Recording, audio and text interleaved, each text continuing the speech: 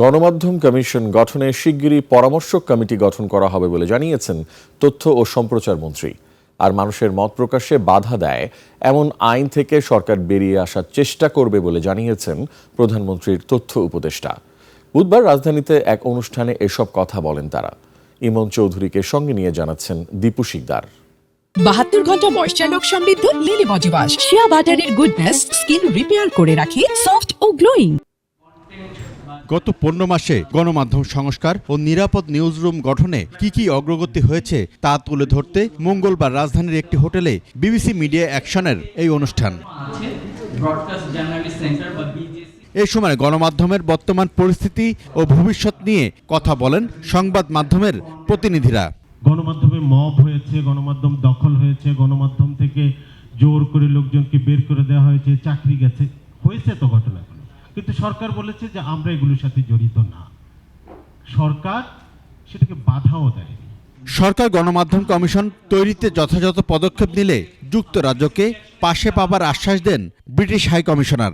Sometimes restrictive legal framework, political and commercial pressures, journalists themselves through the feedback, the lesson learning, concerns around safety, job security and professional independence.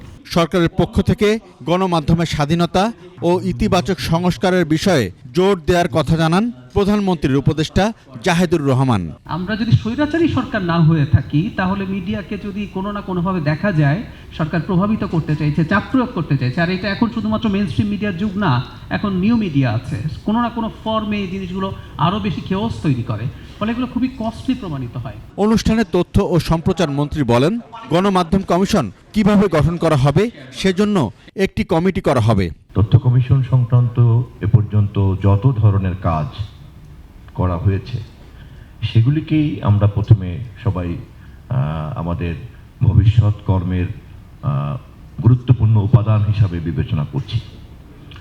সেটাকে হাতে নিয়েই আমরা একটা পরামর্শক committee গঠন করব, যেই পরামর্শক কমিটির পরামর্শ নিয়ে আমরা চূড়ান্ত একটা পরামর্শ সরকারের জন্য তৈরি করব। তথ্যমন্ত্রী আরও জানান, পরামর্শক কমিটি একটি সফল গণমাধ্যম কমিশন তৈরিতে সরকারকে পরামর্শ দেবে। দীপু শিকদার, একুশে টেলিভিশন, ঢাকা।